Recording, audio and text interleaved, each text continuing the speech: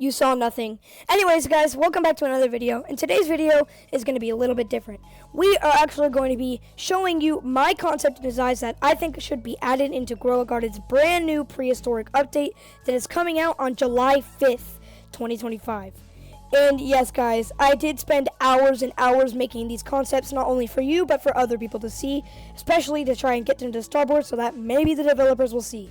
Without further ado, we're going to get right into this. Let's go. Starting with the most common pet and ending with the most rare pet, this is the verdant beetle. This beetle is actually really big and very commonly related to the red ants, and they are pretty big. You can also see where they would get the red ant stuff from: the mandibles, the legs, and the antennae.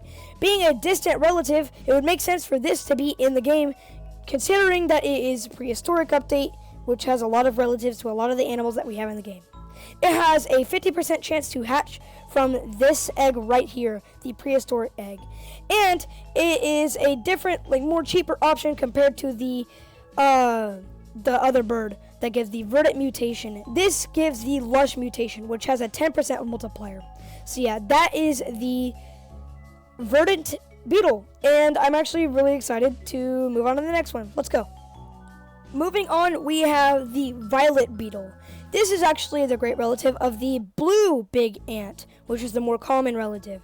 This one is actually rare, surprisingly enough, and they have a very vicious past, being most commonly the ones to attack rather than the fire ants. What a twist. Anyways, it has a 3% chance to hatch from the prehistoric egg, and it is pretty cool. I'd say that this is one of my favorite models. It can give you the violet mutation, which has a 20% multiplier on whatever plant it is mutated on. This is actually pretty cool, and without further ado, we're actually going to move on to the next one, which I think is pretty cool, and also one of my favorite prehistoric animals. This is the anomolocaris. Being a real prehistoric dinosaur or animal from the Cambrian period in real life, this is my favorite prehistoric creature in the entire world. It is just so unique, and this model, by the way, is not mine. I made every other model except for this. But yeah, this has a 20% chance to hatch from the prehistoric egg, and it gives the prehistoric mutation, which has a 75% multiplier, and it looks really cool. It has this cracky sand texture to it. Kind of looks really old. Without further ado, we're going to go to the next rarest one. This is my real favorite model I've made. This is the amber mosquito. And you may be wondering, why does it not have blood in its little sack, and why is it yellow? Well, instead, this is a branched reality version of a mosquito in a way. This is from a different mosquito family from the very distant past, where instead of sucking blood, it would inject amber into many of the animals and plants around it.